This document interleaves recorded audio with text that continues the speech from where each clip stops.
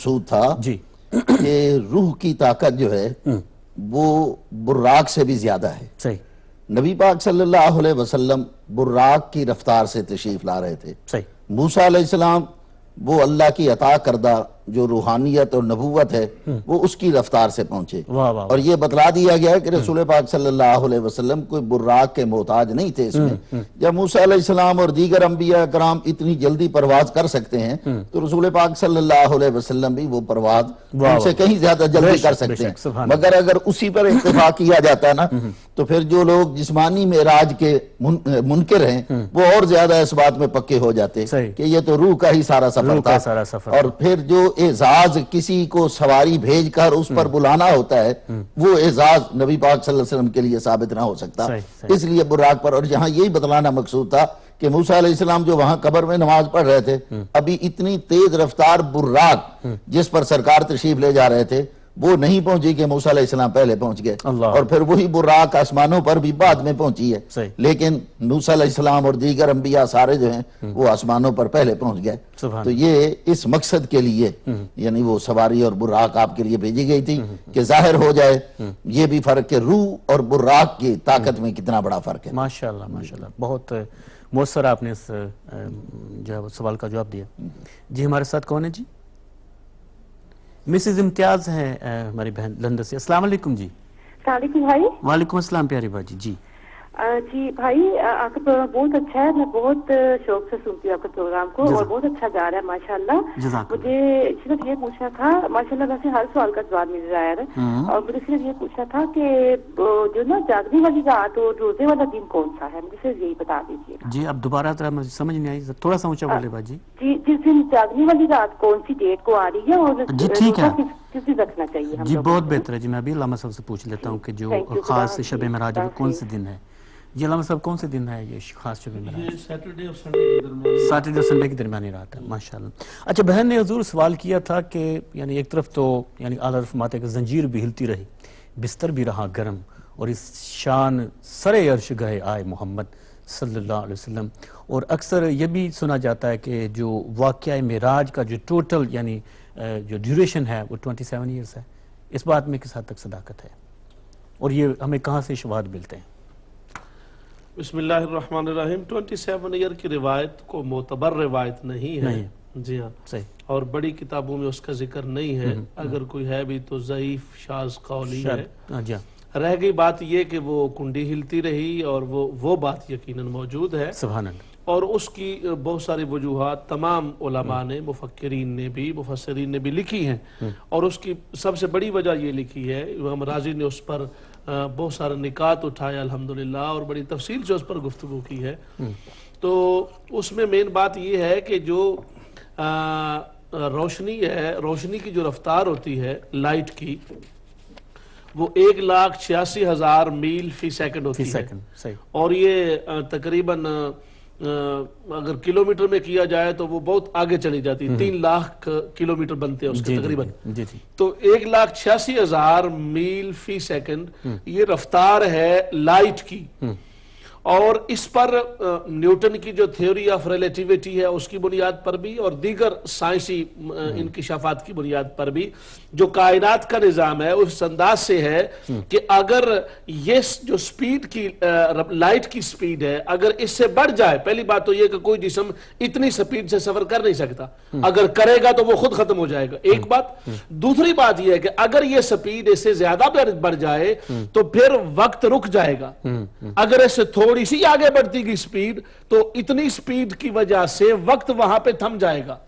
تو سرکار صلی اللہ علیہ وسلم نے جتنا سفر کیا ہے وہ ملٹیپل سپیڈ آف لائٹ کا سفر کیا ہے. اللہ. اور وہ سائنسی بنیاد پر بھی وقت تھم جاتا ہے اس میں.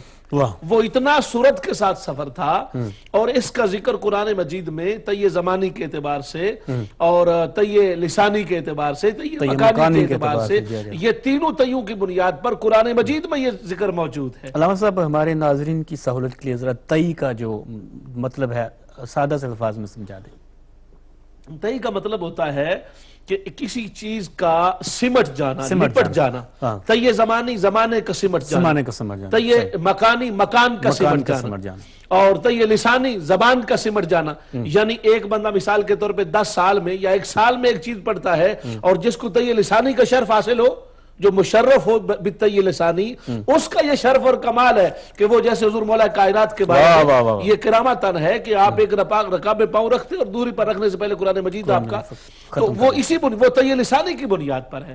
تو اس طرح یہ جو ملٹیپل سپیڈ آف لائٹ ہوتی ہے، اس میں انسان جب سفر کرتا ہے تو وقت وہیں پہ تھم جاتا ہے، اور وقت جب تھم جاتا ہے، اور اس پر اور بھی بہت ساری توجیہات ہیں. سرکار پوری کائنات کی روح تھے، جب روح نکل گئی تو کائنات وہیں پہ رک گئی، جب روح واپس آئی تو اسی سے جہاں سے کائنات چل رہی تھی، مثال کے طور پہ کنڈی ہل رہی تھی نا، تو جب سرکار اوپر آپ نے بلندی کا سفر کیا اور مکانی حدود سے باہر نکلے تو اس وقت مثلا کنڈی یہاں پر تھی، ہلتی ہوئی ایسے یہاں پر تھی، اور جو ہی آپ باہر نکلے کائنات رکی اور وہ یہاں پر رک گئی. سرکار جب انٹر ہوئے تو وہ وہاں سے چل پڑی. جانے کائنات ہے، تو چونکہ آپ جانے کائنات ہیں اور آپ روح کائنات ہیں، تو اسی بنیاد پر جب سرکار یہاں سے تشریف فرما اوپر ہوئے تو کائنات رک گئی، جب واپس پلٹے تو تھمی ہوئی کائنات چل پڑی. تو وہ پانی کے قطرات تھے وہاں رکے رہے، کنڈی وہاں رکی رہی، بستر کی گرمی اور حدت اپنی جگہ پر قائم رہی. سرکار جب واپس تشریف لائے تو وہ چیزیں واپس بیک ٹو نارمل ہو گئی. جہاں تک ڈیوریشن کی بات ہے، وہ رب جانے مصطفیٰ جانے کہ کب تک اس نے رکھا، کب تک حضور رہے. یہ تو سرکار علیہ السلام وہ تو ایسا ہے، اس پر تو کوئی وہ حد ہے ہی نہیں. ماشاءاللہ. حضور آپ کی اجازت سے غلام صابر صاحب کو میں شامل پروگرام کروں. محمد جی صابر صاحب، میں انتہائی معذرت چاہتا ہوں آپ سے کہ آپ زیادہ دیر ہولڈ نہ کر سکے، چونکہ موضوع ایسا ہے کہ ماشاءاللہ میں چاہتا تھا کہ علامہ صاحب اس پہ بات مکمل کر لیں. ہمارے ساتھ بریڈ فورڈ سے ایک اور بھائی ہیں. السلام علیکم جناب. محمد اکرم صاحب بریڈ فورڈ سے. السلام علیکم جناب. جی وعلیکم السلام. جی جناب ایک چھوٹا سا سوال ہے. ابھی صاحب بتا رہے تھے کہ جی رسول پاک نے اللہ کو دیکھا. کیا اللہ کو دیکھنا جب ہم سمجھتے ہیں کہ نہ اللہ کا جسم ہے، نہ روح ہے، نہ کچھ اور ہے، تو اس کا تھوڑا سا جی بہتر ہے، بہت اچھا سوال. جی بہت اچھا سوال ہے، جزاک اللہ. آپ نے بہت علمی سوال کیا. جی علامہ صاحب کیا فرماتے ہیں آپ بیچ اس مسئلہ کے جو بھائی نے بیان کیا ہے؟ کیا تھا وہ کہتا ہے کہ اللہ تو تمام وجودوں سے پاک ہے، تو پھر کیسے ممکن تھا کہ سرکار نے خود اپنے رب کو بڑی قریب سے دیکھا، کیونکہ اللہ کا کوئی وجود ہی نہیں ہے. دیکھیں اللہ کا وجود نہیں ہے، لیکن جہاں سرکار تھے اور جس نگاہ سے سرکار دیکھ رہے تھے اس نگاہ کا وجود بھی ہمارے تصور میں نہیں ہے. اللہ وہ طاقت بھی رب ذوالجلال نے خود عطا فرمائی ہے. اور صوفیاء اور عرفاء کے مطابق تو سرکار کی تمام حیثیات و کیفیات کو معراج کروائی گئی، اور آپ کا تمام جو سلسلہ مقامات ہے اس مقام کو عروج دے دیا گیا. اور یہی تو وجہ ہے کہ خود قرآن کہتا ہے ما کذب الفؤاد ما رأى، جو کچھ آپ نے دیکھا دل نے اس کی تصدیق کی ہے، اس کو جھٹلایا نہیں ہے. اور پھر اللہ پاک کو دیکھا، کیفیت کس نے متعین کی ہے دیکھنے کا مطلب. اور پھر دوسری بات یہ اس دیکھنے کا، اس لیے وہ جو دوسری ما یدرک الابصار کا جو ہے اس کا بھی ہم معنی یہی کرتے ہیں، اور مفسرین نے کیا کہ احاطہ نہیں کیا. دیکھنے کا یہ مطلب نہیں کہ اللہ پاک جتنا ہے سارے کا سارا دیکھ لیا، نہ یہ تو ہمارا قول ہی نہیں، نہ ہم یہ کہتے ہیں، بلکہ جتنا رب ذوالجلال نے اپنے جلوے دکھانا چاہے اتنے دکھائے. اس کا ہم یعنی محاط کے بانداز محاط ہم اس کو مانتے نہیں، نہ ہی ہمارا قول ہے اور نہ ہی ہم یہ کہتے ہیں، لیکن ہم اتنا ضرور مانتے ہیں کہ دیکھا ضرور، دیکھا ضرور. اور وہ کتنا دیکھا، کس طرح کا دیکھا، کہاں دیکھا، وہ سرکار نے خود فرمایا کہ رأیت نورا انا اراہ، میں نے جدھر بھی دیکھا مجھے ہر طرف سے ایک نور ہی نظر آیا. اللہ اکبر اللہ اکبر. جو جدھر سے دیکھا وہ ایک نور ہی نظر آیا. تو صاحب ذرا وہ نور کے جلوے جو یعنی لوگوں کو سمجھانے کے لیے وہ نور کے جلوے ہیں، ورنہ حقیقی معنی میں رب ذوالجلال کس شان کے ساتھ، کس مقام پر، کتنے مقام پر، چونکہ با مقام ہے ہی نہیں، وہاں کتنے کی اکائی کا تصور نہیں، کاؤنٹیبلٹی یا اکاؤنٹ کر لینا یا نمبرنگ میں لے آنا وہ ممکن ہی نہیں ہے، چونکہ وہ کائنات اور وہ مقام ہی ایسا ہے جہاں مقام اور کائنات ہے. نہیں تو سمجھے اور سمجھائیں کیسے؟ تو دل میں تو آتا ہے، سمجھ میں نہیں آتا، جان گیا کہ تیری پہچان یہی ہے. تو اس لیے ہم نہ متعین کر رہے ہیں، نہ ہمارا دیکھنے سے مراد وہ دیکھنا رویا احاطہ کرنے والی رویت ہے. رویت رویت محیطہ نہیں ہے بلکہ وہ مطلقہ رویت ہے. اس میں رب ذوالجلال نے جتنا چاہا دکھایا, جس شان کے ساتھ, جس انداز کے ساتھ. اللہ اکبر. اس لیے تو کتابوں میں اس کا ذکر اس انداز سے نہیں ہے. واہ واہ, بہت شکریہ علامہ صاحب, جزاک اللہ. آپ نے بہت مؤثر انداز میں اس علمی سوال کی جو ہے وہ تشفی فرمایا, جزاک اللہ. ہمارے ساتھ غلام صابر صاحب ہیں لندن سے. السلام علیکم جناب غلام صابر صاحب. جی وعلیکم السلام ورحمۃ اللہ وبرکاتہ. حضور آپ کیسے ہیں, آپ کی صحت اچھی ہے؟ الحمدللہ ماشاءاللہ, آپ سب کی دعائیں ہیں ماشاءاللہ جی. اور یہ مالک کی کرم نوازی ہے کہ آپ حضرات سے ہم کلام ہونے کی سعادت نصیب ہو رہی ہے. جی ہماری خوش بختی کہ آپ تشریف لائے. تمام علماء اکرام کی خدمت میں بہت بہت سلام. گزارش یہ ہے کہ نبی پاک صلی اللہ علیہ وسلم کی معراج کی روانگی کے جو مقامات ہیں وہ حدیثوں میں 2-3 مختلف جگہوں کا ذکر ہے. تو اس چیز کو ایشو بنا کر کچھ لوگ جو ہیں وہ معراج کو جسمانی نہیں بلکہ خواب کی حالت میں بیان کرنا چاہتے ہیں اور ثابت کرنے کی کوشش کرتے ہیں. تو میری علماء کرام سے یہ گزارش ہے کہ عذرائے کرم اس کنفیوژن کو دور کر دیا جائے کہ وہ مقامات کہاں تھے اور کہاں ہیں اور کس طرح یہ کنفیوژن پیدا کیا جا رہا ہے. بہت اچھا اس سوال, کنفیوژن کو دور کرے. جزاکم اللہ بہت اچھا سوال ہے جناب. اللہ تعالیٰ آپ کو سلامت رکھے. بہت شکریہ. مجھے امید ہے کہ آپ دوبارہ بھی تشریف لائیں گے انشاءاللہ. جی علامہ مصباحی صاحب, کیا فرماتے ہیں آپ اس مسئلہ کے بارے میں جو غلام صابر صاحب نے بہت سینسٹیو جو کوسچن کیا ہے؟ بسم اللہ الرحمن الرحیم. دیکھیے, جہاں تک احادیث کا سوال ہے تو اس میں مقامات الگ الگ ذکر کیے گئے ہیں کہ کہیں ام ہانی کے گھر کا ذکر ہے اور کہیں حتیم کا ذکر ہے. علماء کرام نے اس سلسلے میں یہ تطبیق دی ہے اور احادیث کا یہ اصول ہے کہ حدیثوں میں بظاہر کہیں تضاد سا نظر آتا ہو تو وہ ایک ظاہری تضاد ہوتا ہے مگر در حقیقت اس میں کوئی تضاد نہیں ہوتا ہے, اس میں تطبیق ہوتی ہے اور اس میں تعویل کی گنجائش رہتی ہے. علماء کرام نے اس کی تطبیق اس طریقے سے کی کہ جس طریقے سے ان مقامات کا الگ الگ ذکر ہے تو اس کا مطلب یہ ہوا کہ پہلے حضور اکرم علیہ الصلوۃ والتسلیم اس جگہ پر تھے, وہاں سے پھر دوسری جگہ پر آئے, وہاں سے پھر تیسری جگہ پر تھے اور پھر وہاں سے آپ کی معراج کرائی گئی. تو جس نے پہلی جگہ کو دیکھ کر کے کلام کیا اس نے یہاں سے اس واقعے کو بیان کر دیا, کسی نے دوسرے مقام کا ذکر کیا تو اس نے وہیں سے اس واقعے کو بیان کیا, اور کسی نے تیسرے مکان کا ذکر کیا تو اس نے وہیں سے اس واقعے کو بیان کیا. حالانکہ تدریجاً یہاں سے وہاں اور وہاں سے وہاں اس طریقے سے تینوں مقامات پر گھماتے ہوئے رسول اکرم علیہ الصلوۃ والتسلیم کو یہ معراج ہوئی ہے. معراج کے واقعے میں نسائی شریف وغیرہ میں یہ دوسری روایتیں بھی ہیں کہ حضور پاک علیہ الصلوۃ والتسلیم کو وہاں سے یثرب یعنی مدینہ شریف لے جایا گیا اور کہا کہ آپ یہاں نماز پڑھیے 2 رکعت, اس لیے کہ یہ آپ کا مقام ہجرت ہے.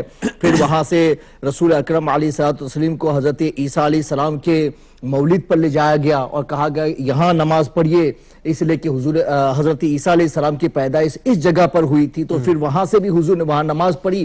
اس کے بعد میں آپ پھر کیا ہے بیت المقدس گئے, تو یہ معراج ہی کا سفر ہے نا. یہاں سے وہاں گئے, وہاں سے وہاں گئے, وہاں سے یثرب بھی گئے, یثرب سے پھر وہاں بیت المقدس سے قریب بھی آئے اور پھر وہاں سے آپ نے نماز بھی پڑھی اور ہجرت کی. تو یہ سارے مقامات ہیں. تو یہ نہیں کہہ سکتے کہ بھئی ہجرت یہاں سے ہوئی وہاں سے, یہ پورا ایک سفر ہے. اس سفر میں الگ الگ مقامات پر حضور اکرم علیہ الصلوۃ والتسلیم کو ٹھہرایا گیا کہ وہ ام ہانی کے یہاں تھے تو وہاں سے حضور پاک علیہ الصلوۃ والتسلیم کو یہاں کعبہ میں لایا گیا اور وہاں حضور پاک کے سینے کو چاک کر کے جس طریقے سے روایتوں میں ذکر ہے کہ اس میں نور وغیرہ بھرا گیا, اس میں استعداد پیدا کی گئی کہ اللہ کا دیدار کر سکے, اور اس کے بعد میں اس سینے کو بند کیا گیا. پھر وہاں سے لے جا کر کے اور پھر وہاں یثرب لایا گیا اور پھر وہاں سے حضرت عیسیٰ علیہ السلام کے مولد پر, وہاں سے بیت المقدس پر اور پھر وہاں سے آسمانوں پر لے جائے گا. تو یہ مقامات کی تبدیلی ہے نہ کہ سفر معراج میں اس کی وجہ سے کوئی شبہ لائق ہوتا ہے. بہت شکریہ ماشاءاللہ. ہمارے ساتھ بہن ہے ایک برمنگھم سے. باجی السلام علیکم.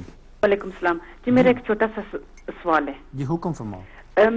کچھ لوگ کہتے ہیں کہ 27 رجب کو جب رسول صلی اللہ علیہ وسلم معراج کے لیے گئے تھے تو اس دن اگر دن کو روزہ رکھیں اور رات کو عبادت کریں تو اس کا بہت ثواب ملتا ہے. جی ٹھیک ہے. لیکن کچھ لوگ یہ کہتے ہیں کہ اس دن روزہ رکھنا گناہ ہوگا کیونکہ وہ عید کا دن ہے, اس دن خوشی بنانی چاہیے, روزہ نہیں رکھنا چاہیے. جی ٹھیک ہے. تو اگر یہ بتا دیں تو بہت شکریہ. جی علامہ صاحب کیا فرماتے ہیں آپ اس بارے میں؟ جی روزہ جہاں تک یہ رجب کے روزے کا سوال ہے تو اس میں مکمل اس کا ضابطہ اس کا ذکر ہے کہ رجب کا کسی بھی دن کا روزہ رکھا جائے تو اس میں ایک سال کے روزے کا ثواب ملتا ہے، اور 27ویں دن کے روزے کے بارے میں بھی یہ حدیث میں ذکر موجود ہے۔ ما ثبت بالسنہ میں حضرت عبدالحق محدث دہلوی رحمۃ اللہ تعالی علیہ نے اس کی روایت نقل فرمائی ہے، اور لیلۃ الرغائب کے نام سے انہوں نے نماز کا بھی ذکر کیا۔ اس کے بعد میں علماء کرام کا اختلاف اس سلسلے میں ذکر کیا ہے کہ کچھ علماء نے کہا ہے کہ یہ حدیث ضعیف ہے، کسی نے کہا کہ نہیں یہ موضوع ہے، اس کا کوئی ذکر اس کے ساتھ میں نہیں ہے،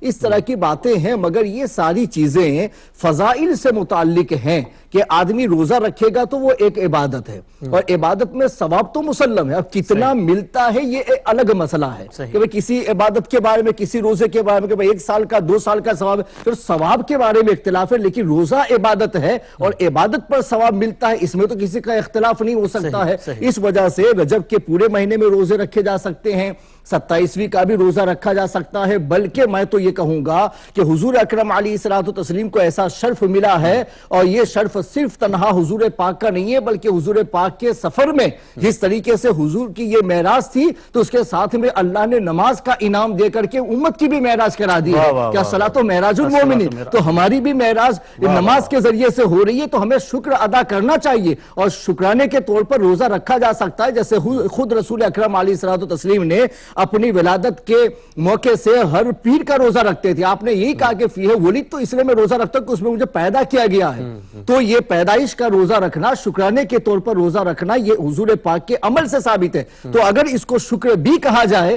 تب بھی 27واں روزہ رکھنا جائز ہے۔ رہ گیا عید کا روزہ، تو یہ عید شرعی نہیں ہے، وہ عید شرعی میں روزے سے منع کیا گیا، وہ صرف سال بھر کے صرف 5 دن ہے، وہ شوال کی 1 تاریخ اور ذوالحجہ کے اندر 10ویں، 11ویں، 12ویں اور 13ویں، یہ 4 اور یہ 5، اس طریقے سے صرف 5 دن کے روزے سال بھر میں یہ کراہت تحریم میں جاتے ہیں۔ اس کے علاوہ کوئی بھی دن ایسا نہیں ہے کہ جس میں روزہ رکھنے سے ممانعت آئی ہو، لہذا روزہ رکھ بھی سکتے، شکرانے کے طور پر بھی، عبادت کے طور پر بھی، اور فضیلت کے طور پر جیسے بھی رکھنا چاہے، ساری عبادتوں کے بارے میں اجازت۔ بہت شکریہ، جزاک اللہ۔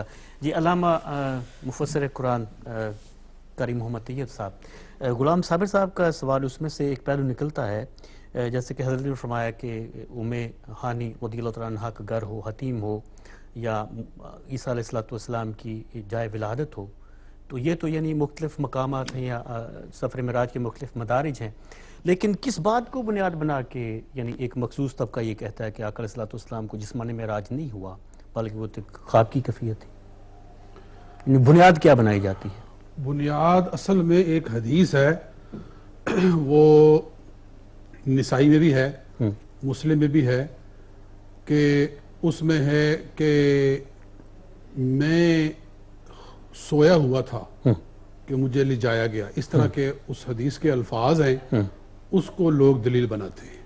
صحیح جی، اور اس کا جواب یہ ہے کہ حضور صلی اللہ علیہ وسلم کو منامی معراج بھی عطا فرمائے گئے۔ سبحان اللہ، سبحان اللہ۔ حضور صلی اللہ علیہ وسلم کو منامی یعنی خواب والے معراج بھی عطا فرمائے گئے ہیں، بلکہ شیخ محقق نے بڑی خوبصورت بات فرمائی ہے۔ آپ نے فرمایا، بڑی ایمان افروز بات ہے، آپ فرماتے ہیں حضور صلی اللہ علیہ وسلم کو جسمانی معراج سے پہلے 50 مرتبہ خواب میں معراج کروایا گیا۔ سبحان اللہ، سبحان اللہ۔ اس لیے کہ ایسے ایسے مقامات تھے جن سے سرکار صلی اللہ علیہ وسلم کو جسمانی طور پر گزارنے سے اگر یک لخت گزارا جاتا تو سرکار پر ہیبتیں طاری ہوتی، سرکار پر خوف طاری ہوتا۔ اللہ تعالیٰ نے اس خوف کو، اس رعب کو، اس ہیبت کو دور کرنے کے لیے پہلے خواب میں سرکار کو 50 مرتبہ اس سارے سفر سے گزارا، واہ واہ واہ، تب جا کر حضور کو جسمانی معراج عطا فرمایا۔ اللہ اکبر۔ تو اس حدیث میں جو الفاظ ہیں وہ جسمانی معراج کے بارے میں ہے ہی نہیں ہے، وہ خواب والے معراج کے بارے میں، یعنی یہ بھی حضور علیہ السلام کی شان کا خاصہ ہے کہ آقا علیہ السلام کو جسمانی معراج بھی اللہ پاک نے کروائی اور خواب والی بھی عطا۔ جی ماشاءاللہ، بہت شکریہ۔ ہمارے ساتھ محمد عمیر صاحب ہے مانچسٹر سے۔ عمیر السلام علیکم۔ وعلیکم السلام ورحمۃ اللہ۔ کیسے ہیں آپ؟ ٹھیک ہیں الحمدللہ، آپ سنائیں؟ اللہ اور اس کے حبیب کا بڑا احسان۔ جی بھائی، میرا یہ سوال ہے کہ یہ جو ہمارے علماء کرام یہ پتہ نہیں روایتوں میں ہے یا حدیثوں میں ہے کہ جب آپ صلی اللہ علیہ وسلم کو معراج کے لیے اٹھایا گیا تو حضرت جبرائیل علیہ السلام کو بھیجا گیا کہ آپ صلی اللہ علیہ وسلم کو اٹھائیں، تو اس وقت آپ نے آپ صلی اللہ علیہ وسلم کے قدمین شریفین کو چوما، تو اس کی دلیل کہاں، یہ کہاں لکھا ہے؟ جی ٹھیک ہے، بہت اچھا سوال ہے جی. میں چاہوں گا کہ علامہ محمد طیب نقشبندی صاحب آپ اس بارے میں تھوڑا سا بیان فرما دیں. جی دیکھیے، میں نے اس موضوع پر کافی تحقیق کی ہے، جتنی میری بساط ہے، جتنی میرے پاس وقت ہے، جتنا میرے پاس سورسز ہیں، وہ سارے میں نے استعمال کیے ہیں. میں نے بتایا تھا کہ میں نے ایک چھوٹا سا رسالہ بھی اس موضوع پر لکھا ہے. جب یہ پوائنٹ آیا کہ جو بیان کیا جاتا ہے کہ معراج میں حضرت جبریل امین نے رسول پاک صلی اللہ علیہ وسلم کے قدم مبارک قدمین شریفین کو بوسہ دیا تھا، تو میں نے چونکہ التزام کیا تھا کہ ہر چیز کو حدیث کی روشنی میں لکھا جائے، تو مجھے کوئی اس پر حدیث نہیں ملی. بالکل چومنے کی جو قدمین کو بوسہ دینا، یہ مجھے کہیں نہیں ملا. جی حتیٰ کہ میں نے اس وقت بہت سارے علماء سے بھی رابطہ کیا، ان سے بھی پوچھا، لیکن مجھے کچھ نہیں ملا. اس لیے میرا شرح صدر ہے کہ یہ قدموں کو بوسہ دینے والا جو ہے یہ کسی صحیح حدیث میں نہیں ہے، بلکہ مجھے کوئی ضعیف بھی نہیں ملی. اس موضوع پر کوئی ضعیف حدیث بھی نہیں ملی. یہ صرف واعظین کے ہاں مشہور بات ہے. صحیح. جی علامہ مفتی محمد اشفاق صاحب، آپ کیا فرماتے ہیں اس بارے میں؟ آپ کی تحقیق کیا کہتی ہے؟ کیا کوئی ایسی روایت ملتی ہے کہ جبریل؟ نہیں، کوئی ایسی معتبر روایت نہیں ملتی. جی یہ عقیدت کی بنا پر ہی میرے خیال کیا گیا ہے. جی ٹھیک ہے، بہت شکریہ، بارک اللہ، جزاک اللہ. جمعیر آپ کے سوال کا علامہ صاحب نے بڑا خوب سے جواب دیا. ہمارے ساتھ عمران ہے لندن سے. السلام علیکم عمران. ورحمۃ اللہ وبرکاتہ. جی کیسے ہیں آپ؟ ٹھیک ہیں بھائی؟ اللہ کا لاکھوں کروڑ شکر ہے.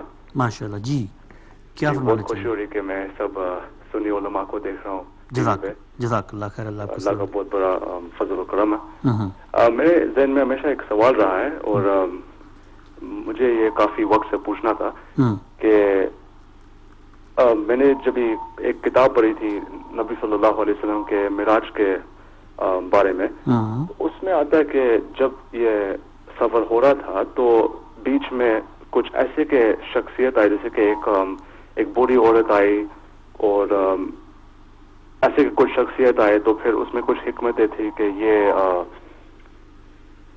اور جیسے کہ جیسے دودھ اور جیسے شراب یا کچھ ایسی کی چیز نبی صلی اللہ علیہ وسلم کو چوائس دی گئی تھی، تو نبی صلی اللہ علیہ وسلم نے. ٹھیک ہے عمران، آپ کا بہت شکریہ، آپ نے اس پروگرام میں شرکت فرمائی. جزاک اللہ خیر. جی علامہ طیب نقشبندی صاحب، کچھ آپ فرمانا چاہیں اس بارے میں؟ اس بات پہ جو انہوں نے فرمایا یہ سوال، ہاں بالکل یہ احادیث میں آیا ہے. نبی پاک صلی اللہ علیہ وسلم ارشاد فرماتے ہیں کہ رستے میں جو ہے مجھے اس طرح کی چیزیں دکھائی گئی کہ یہ تفسیر ابن جریر طبری کا حوالہ ہے، جلد 8 صفحہ 12، کہ یہ ابو سعید خدری رضی اللہ تعالیٰ عنہ سے روایت ہے کہ حضور صلی اللہ علیہ وسلم ارشاد فرماتے ہیں کہ میں نے اپنی دائیں طرف سے آواز سنی، اے محمد ٹھہر جاؤ، میری بات سنو، مگر میں نے اس طرف توجہ نہ دی. جبریل نے کہا وہ یہود کا دائی تھا، اگر آپ اس کی طرف توجہ کرتے تو آپ کی امت یہودیت کی طرف مائل ہو جاتی. پھر میں نے اپنی بائیں طرف سے آواز سنی، جبریل نے کہا وہ عیسائیت کا دائی تھا، اگر آپ ادھر توجہ کرتے تو آپ کی امت عیسائیت کی طرف مائل ہو جاتی. میں نے کہا پھر ایک عورت پوری زینت دنیا کے ساتھ میرے سامنے آئی اور مجھے ٹھہرا کر مجھ سے بات کرنا چاہتی تھی، مگر میں نے اس کی بات نہ سنی.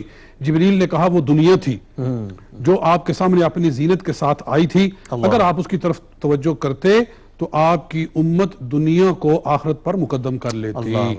جی یہ پورا حوالہ تفسیر ابن جریر طبری کے خدری رضی اللہ تعالیٰ عنہ کے حوالے سے، یہ سارا مروی ہے. ماشاءاللہ، جزاک اللہ. بہت شکریہ جناب. جی علامہ صاحب قبلہ، آپ سلسلہ کلام کو جاری رکھیں. فلسفہ معراج کے کون سے پہلو پہ آپ گفتگو فرمانا پسند فرمائیں گے؟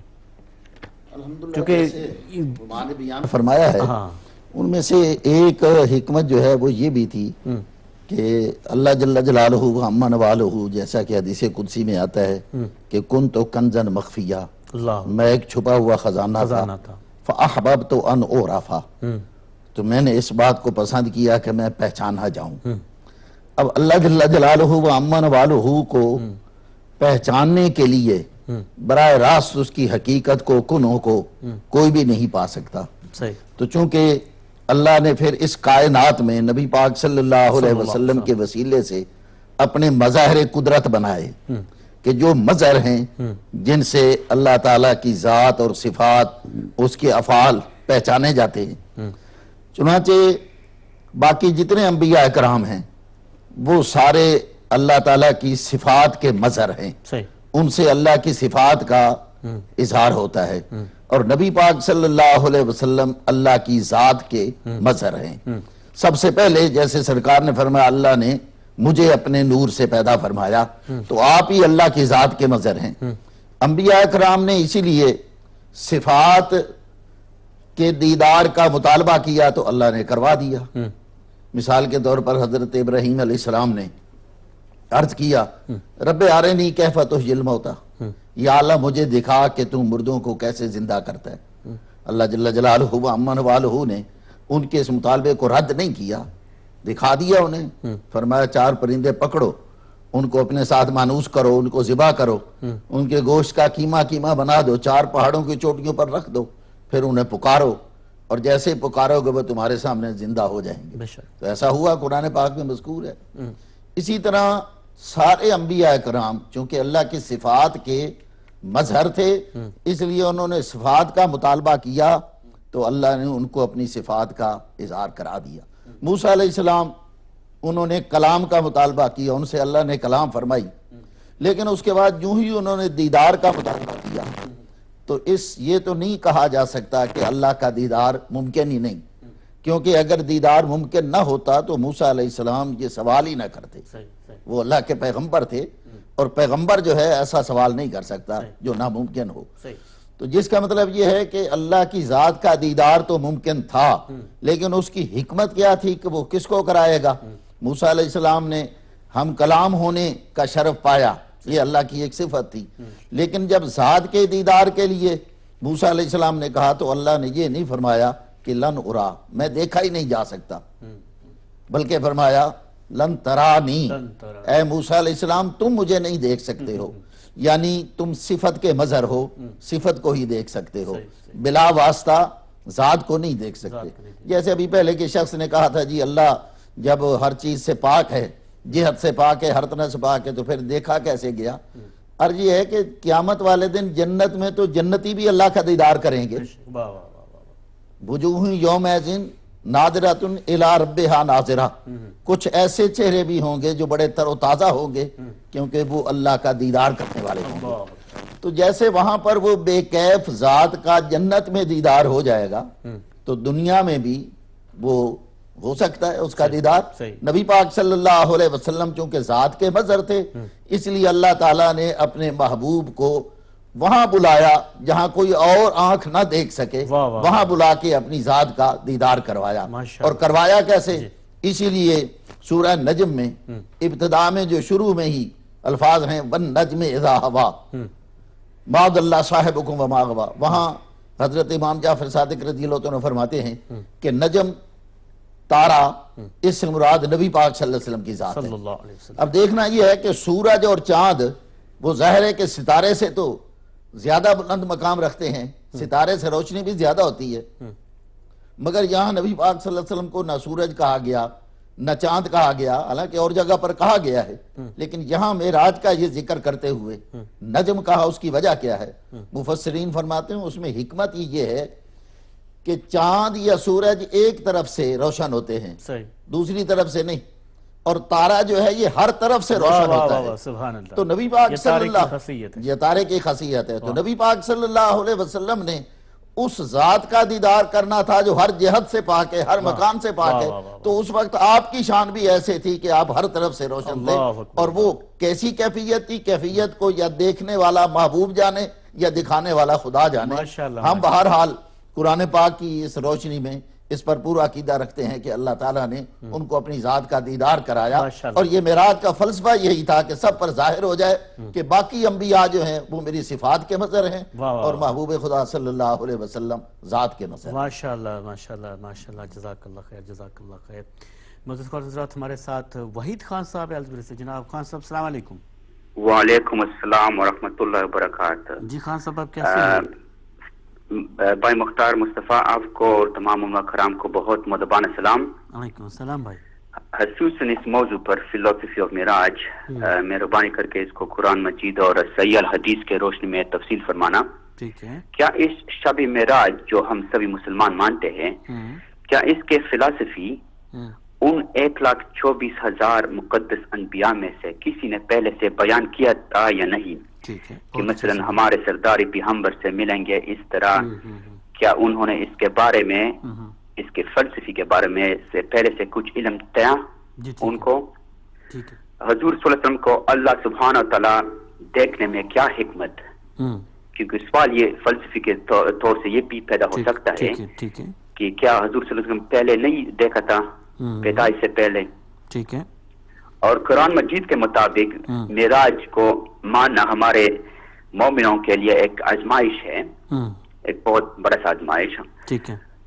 تو اس میں معراج کے واقعہ میں جو کسی اور انسان نے حضور صلی اللہ علیہ وسلم کو اوپر دیکھنا یا نیچے آنا نہیں دیکھا تو اس میں کیا حکمت ہو سکتا ہے کہ وہ اللہ حضور صلی اللہ علیہ وسلم نے اللہ سبحانہ تعالیٰ کو اس واقعے پر دیکھا؟ بہت شکریہ وحید بھائی. اللہ تعالیٰ تو اس میں کیا حکمت ہو سکتی ہے؟ چونکہ یہ ہمارے لیے ایک آزمائش ہے تو اس کے اندر آزمائش کے اندر بھی حضور صلی اللہ علیہ وسلم نے اللہ سبحانہ تعالیٰ کو دیکھا اور براق پر چلنے کے پیچھے میں کیا حکمت اور فلسفی ہو سکتی؟ بہت شکریہ وحید بھائی. اللہ تعالیٰ جزائے خیر عطا فرمائے. جی علامہ صاحب بیان فرمائے جیسے وحید بھائی نے فرمایا کہ کیا صاحب کا کتب سماویہ میں یا دیگر انبیاء علیہم السلام نے اس سفر معراج سے پہلے ہمیں کچھ نشانیاں بتائی ہیں، کچھ ایسے شواہد ملتے ہیں کہ کسی نبی نے حضور صلی اللہ علیہ وسلم کی اس شان کا اظہار کیا ہو؟ صلی اللہ علیہ وسلم. بالکل شان کا اظہار کیا گیا ہے اور اس میں بطور خاص ایک بڑا ہی واضح اشارہ اور باقاعدہ واضح عبارت کے ساتھ اس کا ذکر امام ابن کثیر نے کیا ہے. میں سمجھ رہا تھا شاید امام طبری کا تفسیر ہے میرے سامنے، لیکن امام ابن کثیر کی ہے جس کو سارے لوگ بڑی تفصیل سے اس کو سمجھتے ہیں اور بڑا ان کو وہ اتھینٹک مانتے ہیں. اور انہوں نے یہ لکھا ہے کہ وہ واقعہ جس میں بلایا گیا ابو سفیان کو، اس نے اپنے دربار میں بلایا تھا جب مسلمان ان کے پاس گئے بادشاہ کے پاس اور بلایا. یہ حضور ابن کثیر نے اپنی کون سی تفسیر میں لکھا ہے؟ یہ ابن کثیر کی تفسیر ہے، جلد نمبر 4 ہے. جلد نمبر 4 اگر نظر آ رہی ہے تو جی جی. اور یہ اس کا اصل ٹیکسٹ ہے، اوریجنل بک ہے عربک میں. شاید عربی میں ٹرائی کریں. ہاں جی جی جی تھوڑی ٹرائی کریں اگر یہ سکرین پہ آ رہی ہے. جی سکرین پہ آ رہی ہے. جی ہاں جی. اور یہ نام لکھا ہے ابن کثیر کا، تفسیر ابن کثیر، اور نیچے پورا نام لکھا ہے امام الحافظ ابی الفداء اسماعیل ابن کثیر. جی. تو انہوں نے یہ اس جلد کا یعنی یہ 4تھی جلد ہے اور 15 پارہ ہے، الجز 15 ہے اور سورہ اسراء کے تحت انہوں نے لکھا ہے. اور وہ روایت کرتے ہیں کہ حافظ ابو نعیم الاصفہانی کی دلائل النبوہ کے حوالے سے کہ اس میں لکھتے ہیں کہ جب اس سلسلے میں ایک بڑی اہم روایت ہے کہ وفد عظیمتن کہ ثم استدعا من بالشام من التجار، کہ تاجروں میں سے ایک شخص کو بلایا، فجیہ بأبی سفیان صخر بن حرب و اصحابہ، سفیان آئے اور ان کے ساتھی آئے، فَسَأَلَهُمْ عَنْ تِلْكَ الْمَسَائِلِ الْمَشْهُورَ الَّتِي رَوَاهَا الْبُخَارِي وَمُسْلِمْ. وہ امام بخاری اور مسلم نے مشہور جو واقعات تھے ان کے بارے میں بادشاہ نے پوچھا. اور اس کے بعد ابو سفیان کہتا ہے کہ میں نے پوری کوشش کی، وَجَعَلَ ابو سفیان يَجْحَدُ أَنْ يَحْقِرَ أَمْرَهُ وَيُصَغِّرَهُ عِنْدَهُ، کہ وہ ان تمام معاملات کو جو مشہور تھے نبی پاک صلی اللہ علیہ وسلم سے متعلق ان کو حقیر کر کے بیان کرے، وَيُصَغِّرَهُ عِنْدَهُ، اور آپ کی شان کو اس کے نزدیک گرائے. لیکن اس کے باوجود وہ قسم اٹھا کے کہتا ہے کہ میں واللہ ما یمنعنی ان اقول علیہ قولا، میں قسم اٹھا کے کہتا ہوں کہ میں یہ بات بھی کر رہا تھا مگر بڑی احتیاط کر رہا تھا کہ بادشاہ ہے کہ میں جھوٹ کوئی بات نہ کہہ دوں. اور جب میں بات کرتے کرتے یہ بات کی اور یہاں تک میں نے کہا کہ میں آپ کو ایک ایسی بات بتاتا ہوں کہ اس سے بڑا جھوٹ معاذ اللہ کوئی ہو نہیں سکتا، اور وہ کہتا ہے کہ ایھا الملک الا اخبرک خبرا، کیا میں تمہیں ایک ایسی خبر نہ دوں، تعرف انہ قد کذب، کہ اس خبر کو سن کر تجھے پتا چل جائے گا کہ معاذ اللہ استغفر اللہ نبی پاک صلی اللہ علیہ وسلم نے جھوٹ کہا۔ اس نے کہا وما ہوا، وہ کیا ہے؟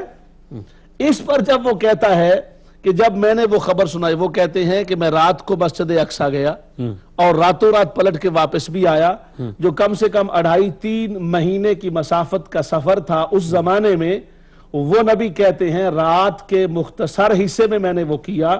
اب آپ بتائیں کہ کیا ایسا ممکن ہے؟ اس کے بعد اس نے بادشاہ نے اس جو مسجد کا مذہبی رہنما تھا اس کو بلایا اور اس کو بلا کر پوچھا کہ تیرا اس کے بارے میں کیا خیال ہے؟ اس نے کہا میرا خیال یہ، وما علمک بہذا قال انی کنت لا انام لیلۃ، میں رات کو کبھی نہیں سوتا تھا، حتی اغلق ابواب المسجد، کہ میں مسجد کے دروازے بند کر دوں، فلما کانت تلک اللیلہ اغلقت الابواب کلہا غیر باب واحد غلبنی، میں نے سارے دروازے بند کر دیے اور ایک دروازہ وہ اس پر میں غالب نہیں آ سکا اور وہ مجھ پر غالب آ گئی، یعنی میں اس کو بند نہیں کر سکا۔ فاستنعت علیہ بعمالی، میں نے اپنے جو میرے ساتھ ملازمین ہیں ان سے بھی پوری میں نے مدد لی کہ میں وہ دروازہ بند کر دوں، ومن یحضرنی، اور جو وہاں پہ موجود تھا، کلہم، اور ان میں ہم میں سے کوئی بھی، ہم نے پوری کوشش کی لیکن ہم دروازہ بند نہیں کر سکے۔ فلم نستطیع ان نحرکہ، ہم سارے مل کر اس دروازے کو حرکت بھی نہیں دے سکے۔ اور پھر اس کے بعد کہتے ہیں اور فدعوت الیہ النجاجرۃ، اور اس کے بعد میں نے نجاجرہ کو انہوں نے بھی دیکھا، یعنی نجاجرہ نجار کی جمع ہے نا، کہ وہ بڑھائیوں کو بھی بلایا بھی تم کوئی اس کو کرو، کوئی کٹ وٹ کر کے، وہ بھی عاجز آ گئے۔ ان ھذا الباب، یہ جو دروازہ ہے یہ دروازہ ممکن نہیں ہے، وما نستطیع ان نحرکہ حتی نصبح، اور نجاجرہ مل کر بھی اس دروازے کو حرکت نہ دے سکے یہاں تک کہ صبح ہو گئی۔ فننظروا، پھر ہم نے دیکھا کہ یہ کس جگہ سے، ہم اس دروازے پر پہنچے، پھر ہمیں پتا چلا، اور پھر جب ہم واپس آئے تو ہم نے دیکھا غدوت علیہما فاذا الحجر الذی فیہ زاویۃ المسجد مسکوب، اور ہم نے دیکھا کہ اس دروازے کے ساتھ وہ پتھر بندھا ہوا تھا جس میں سوراخ تھا، اور ہماری کتاب کے مطابق وہ سوراخ اسی رات کو نبی آخر الزمان کے معراج کی رات کے متعلق تھا، جہاں ان کی سواری کو باندھا گیا تھا۔ اور یہ پورے کا پورا واقعہ امام ابن کثیر نے بیان کیا، ماشاءاللہ، یعنی یہ وہ مفسر ہے جس کا کوئی انکار نہیں کر سکتا۔ تو گویا اس پر انہیں واضافی اثر و مربط الدابت، اور اس میں سواری باندھنے کا آثار موجود تھے، وہاں نشانی موجود تھی۔ قال فقلت لاصحابی ما حبس ھذا الباب اللیلہ الا، یہ جو باب ہے ہمارے لیے تو بند نہیں ہو سکا، اس لیے نہیں بند ہوا کہ یہ نبی پاک کی وجہ سے وقد صلی اللیل فی مسجدنا، اس کا مطلب یہ ہے کہ اس رات نبی پاک صلی اللہ علیہ وسلم نے ہماری مسجد میں نماز پڑھائی۔ اللہ اکبر، ہماری مسجد میں نماز پڑھائی، تو دیکھا آپ نے، یعنی اس پورے کے پورے واقعہ کو تو یہ گویا کہ وہ عیسائیت کی کتاب، عیسائیت کا مذہبی رہنما، اور اس کی یہ پوری تصریحات موجود ہے، اور اس نے کہا کہ ہماری کتابوں میں ذکر کے مطابق جب میں نے دیکھا تو میں نے پایا کہ واقعتاً یہ واقعہ پیش آئے گا، اور اس رات کو نبی آخر الزمان یہاں تشریف فرما ہوں۔ بہت شکریہ علامہ صاحب، جزاک اللہ خیر۔ اب دیکھنے میں کیا حکمت تھی وحید بھائی، علامہ صاحب محمد اشفاق صاحب نے بڑے خوبصورت انداز میں جو دیکھنے میں حکمت تھی اس کو بیان کر دیا ہے۔ بہت شکریہ آپ کی تشریف آوری کا۔ ہمارے ساتھ ایک اور مہمان کال رہے ہیں محمد حسین صاحب برمنگھم سے۔ السلام علیکم جناب محمد حسین صاحب۔ وعلیکم السلام ورحمۃ اللہ۔ جناب مختار صاحب کیسے ہیں آپ؟ الحمدللہ حضور، آپ ٹھیک ہیں، خیریت سے ہیں؟ الحمدللہ، تمام علماء کی خدمت میں میری طرف سے سلام ہے۔ اللہ تعالیٰ جزائے خیر عطا فرمائے آپ کو۔ جی، مجھے تو بہت خوشی ہوئی کہ معراج شریف کے بارے میں گفتگو جاری ہے، اور یہ باعث برکت اور رحمت ہے۔ جی، ہم تو جسمانی اور منامی معراج دونوں کو مانتے ہیں۔ میرا چھوٹا سا سوال ہے، اس سے پہلے میں آیت کریمہ فَكَانَ قَابَ قَوْسَيْنِ أَوْ أَدْنَىٰ، اس سلسلے میں علماء گفتگو فرمانے کی گزارش ہے۔ اور چھوٹا سا سوال یہ ہے کہ ہم تو اہل سنت والجماعت جسمانی منامی دونوں معراج کو ہم مانتے ہیں. کچھ لوگ جو صرف منامی خواب میں معراج مانتے ہیں وہ جسمانی نہیں مانتے, تو کیا وہ مومن کامل ہو سکتے ہیں؟ ایک سوال یہ ہے کیونکہ قرآن کے سیاق و سباق سے احادیث مبارکہ سے پتہ چلتا ہے کہ حضور صلی اللہ علیہ وسلم کی معراج خواب میں بھی ہوا اور جسمانی بھی ہوئی, اور جو جسمانی معراج شب معراج کے 27ویں رات میں جو واقع ہوئی ہے.